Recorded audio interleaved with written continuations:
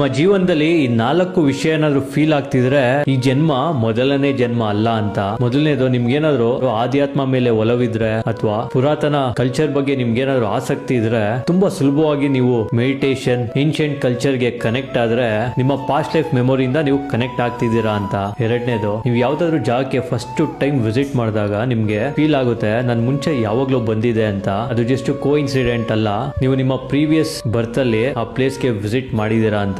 ಮೂರನೇದು, ನಿಮ್ಗೆ ಯಾವಾಗ್ಲಾದ್ರೂ ಸ್ಟ್ರೇಂಜ್ ಆಗಿ ವಿಚಿತ್ರವಾಗಿ ಏನಾದ್ರೂ ಫೀಲ್ ಆದ್ರೆ ಕೆಲವು ಬಾರಿ ನಿಮ್ಮ ಡೀಪ್ ಇಂಟ್ಯೂಷನ್, ನಿಮ್ಮ ಗಟ್ ಫೀಲಿಂಗ್ ಏನ್ ಹೇಳುತ್ತೋ ಅದು ನಿಜ ಆಗುತ್ತೆ. ಕೆಲವು ಬಾರಿ ನೀವ್ ಏನ್ ಅನ್ಕೊಂತೀರೋ ಅದು ನಡೆದಿರುತ್ತೆ. ನಾಲ್ಕನೇದು, ತುಂಬಾ ಇಂಪಾರ್ಟೆಂಟ್ ಆಗಿರೋಂಥದ್ದು, ಕೆಲವು ವ್ಯಕ್ತಿಗಳು ನಿಮ್ಮ ಹತ್ರ ಬಂದು ಅವರ ಕಷ್ಟನ ಹೇಳ್ಕೊಬೇಕು ಅಂತ ಬಯಸ್ತಾರೆ. ಅವ್ರ ಪ್ರಾಬ್ಲಮ್ಸ್, ಅವ್ರ ಕಷ್ಟ ಎಲ್ಲ ಹೇಳ್ಕೊಂಡಿದ್ ಕೂಡ್ಲೆ ನಿಮ್ಗೆ ಅವ್ರ ಕಷ್ಟ ಫೀಲ್ ಆಗುತ್ತಲ್ಲ, it's not just empathy feeling, ಅದು ನಿಮ್ಮ ಹಳೆಯ ಆತ್ಮದ ಫೀಲಿಂಗ್. ಭಗವದ್ಗೀತಾ ಅಧ್ಯಾಯನ 2 ಶ್ಲೋಕ 24ರಲ್ಲಿ ಉಲ್ಲೇಖನ ಆಗಿದೆ, ನಮ್ಮ ಆತ್ಮ ಒಂದು ದೇಹದಿಂದ ಇನ್ನೊಂದು ದೇಹಕ್ಕೆ ಟ್ರಾನ್ಸ್ಫರ್ ಆಗುತ್ತೆ, ನಮ್ಮ ಆತ್ಮಕ್ಕೆ ಸಾವೇ ಇಲ್ಲ ಅಂತ. ನಿಮ್ಗೆ ಈ 4ರಲ್ಲಿ ಯಾವ್ದಾದ್ರು ಫೀಲ್ ಆಗಿದೆಯಾ? ಸೊ ಹಾಗಾದ್ರೆ ನಂಬರ್ ಕಮೆಂಟ್ ಮಾಡಿ. Thank you.